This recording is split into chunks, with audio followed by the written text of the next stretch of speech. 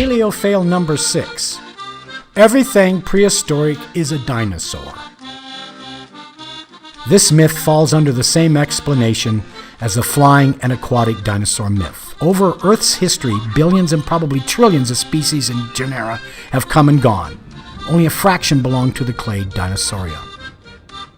Although you may think the term dinosaur, or the foreshortened term dino, is a colloquial term, it actually refers to a very specific branch of the tree of life.